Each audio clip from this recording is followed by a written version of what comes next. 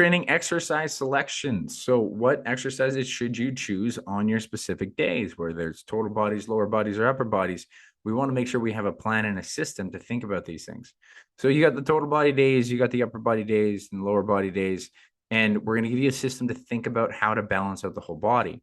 We got main topics here that we want to really think about. First off, we got our 5 fundamental movements, which we're going to go over: squat, hinge, push, pull. And once you see these, once you think the body this way, this was the most important strength lesson I ever had as far as programming and choosing exercises appropriately. So you're not just mixing and matching things randomly, but you're seeing your body as a whole.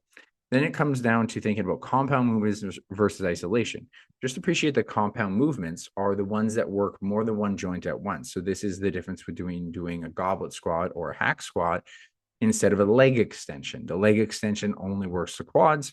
Now the goblet squat or the hack squat is actually working the hips, the glutes, the core, and it's working a lot of movements at once.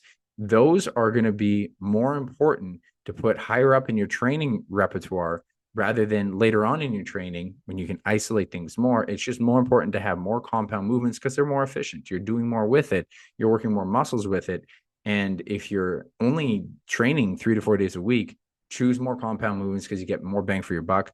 You can choose the isolation with any kind of things that you want to bring up in your body and your physique, or just things that you really enjoy because you really like the burn of them. Totally fine. Then to think about machine versus dumbbell versus barbell. Okay. So I'll just quickly explain this, that machine work is great because it is stable. You're on like a rail or a pulley or a system that makes it much safer. It's the safest way to train, but it doesn't actually give you the training stability challenge, right? So we kind of want that. And for more real life, you have some instability that you deal with. And this is why it's good to fit in some dumbbell work.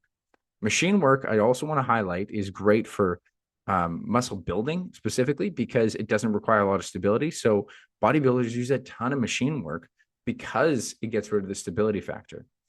And so it also works really good for isolation. Again, bodybuilders really like this because they can pick apart different movements. So it's great to use machines.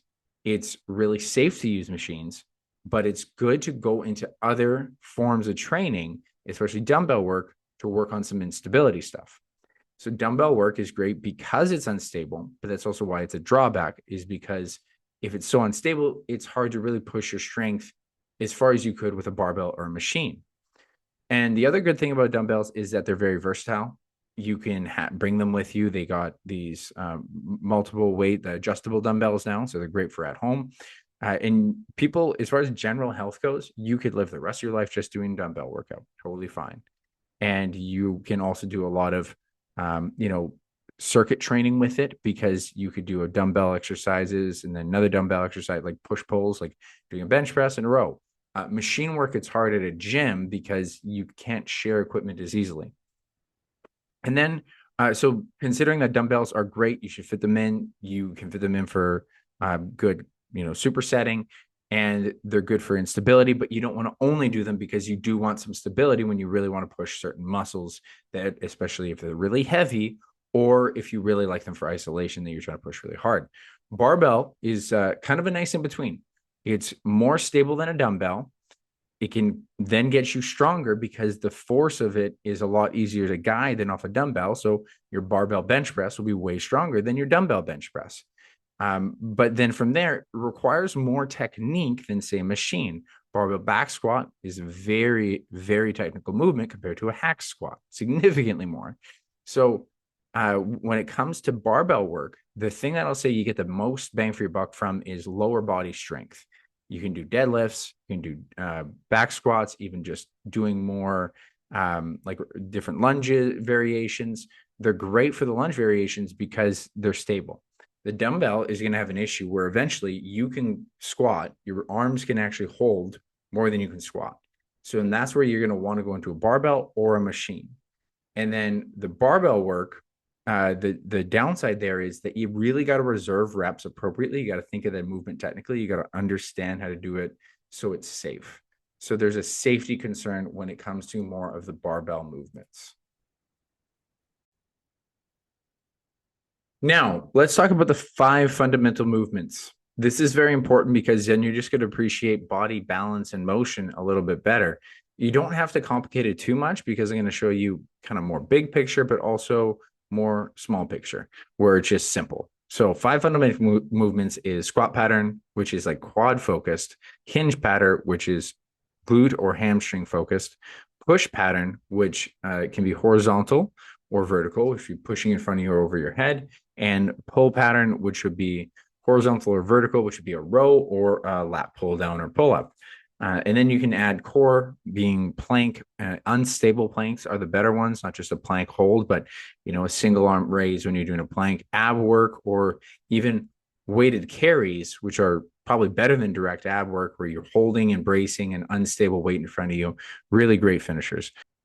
Now your workout plan, let's just look at like how you're setting it all up, is going to come down to a simple warm up, which could be some dynamic stretches, not static stretches as much unless you're trying to improve the range of motion of a specific injury joint. But some sort of mild stretching you can do. It doesn't actually show that you have to do that in research. As long as you physically get warm, which could be from a bike for 5 to 10 minutes, or even just doing lower weights and high reps. I encourage a combination of the dynamic stretches and lower weight with high reps in order to ramp up each and of the exercises that you start with. And that's a great way that you can do it very efficiently. So you're not having to worry about a big 45-minute warm up. It's much more specific. It's quick. And the movement will warm up the muscles that you need. So example would be doing some sort of a dynamic hip flexor stretch and then doing a light barbell squat. And I go back and forth, increasing the weight on the barbell, but I start slow in the first few sets and then gradually increase the weight, gradually increase my speed, but I'm doing a mild stretch in between and it ramps you up in no time. And as I mentioned, the main movements, whatever your heaviest thing is, the first circuit that you choose that day is, you're going to start with a compound exercise, ideally the squat or the hinge or the push or the pull, and or push and pull. And you're going to ramp up ideally with those. And we'll talk about that more in the reps and sets variation, but you're going to want to ramp up. So you slowly increase until you get into your heavy stuff.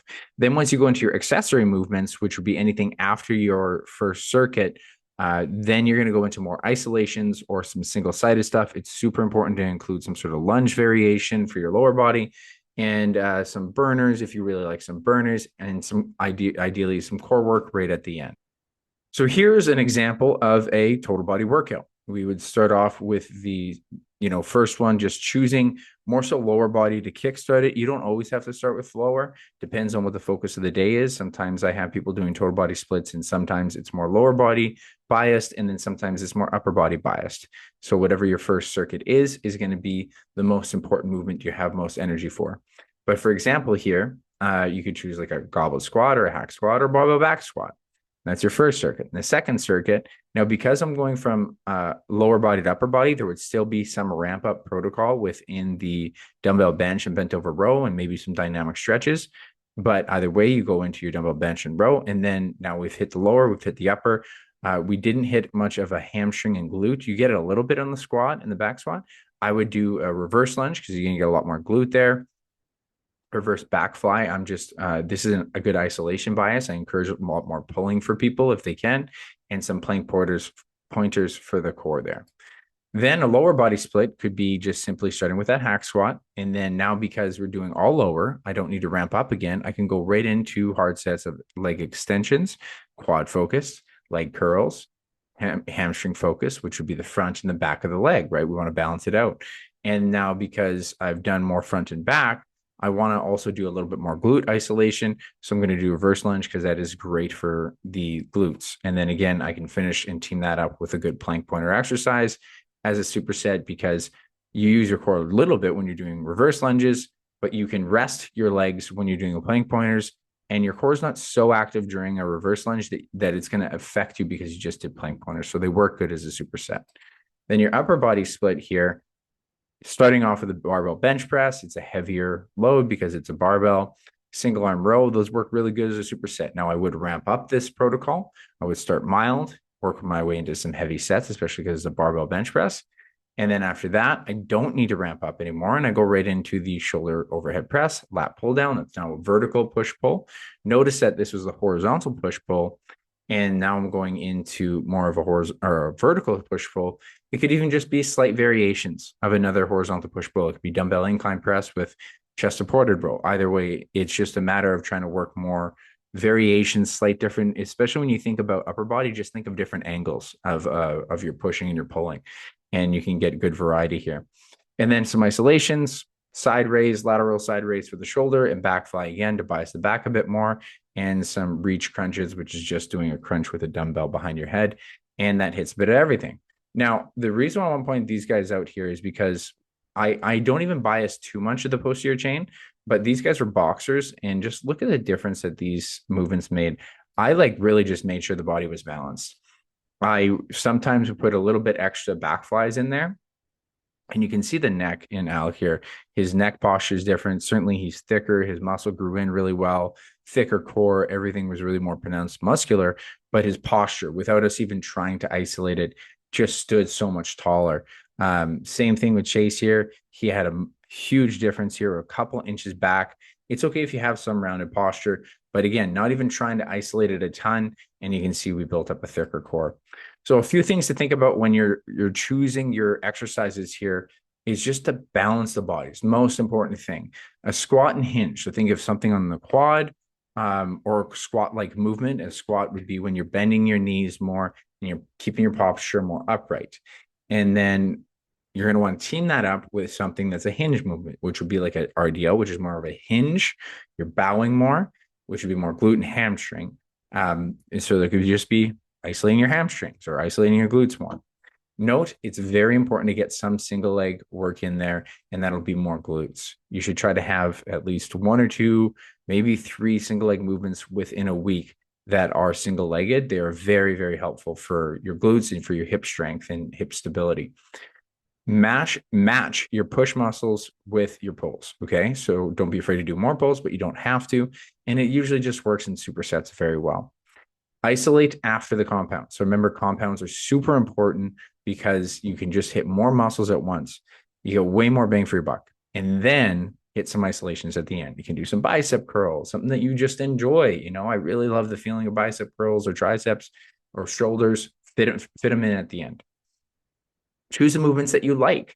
You should be excited about the movements. You like a chest fly exercise for sure. Again, fitting in at the end. If you're excited about the hack squat, go in. If you don't like the leg press machine just because of the way it feels on your body, then don't do it. But that doesn't mean you get to skip all the hard ones. You still need a leg day. Okay. You still need to do something for lower body. I was very upper body biased for the longest time. I was doing what you call the bro split, which was just, chest, back, legs once a week, really hard, shoulders, arms. And then I realized when I was lifting up these really heavy dumbbells, some of my legs were weak, but it was like relative to my leg day, it was like, this shouldn't feel so weak. And your upper body doesn't matter when it comes to applying strength if your lower body can't push it, because if you physically want to push something from the ground or pull things off the ground, your lower body has to do it. So you cannot exhibit real strength in life without the legs being involved. So you need a leg day. You need to think about something that's some sort of a compound movement. So definitely fit them in. And it's okay to feel weak in something. So maybe it's like, man, I really don't like doing, those YTWs or some sort of isolation on my back because I feel really weak. That's a sign that you might need to do it. So we're going to want to build up our weaknesses and do a little bit more of them. And so this is a way to think about your design. Hopefully this is starting to fit in the puzzles between what you want on each individual day, and just make sure the body's balanced. It's probably one of the most important things when you're choosing your exercise selection.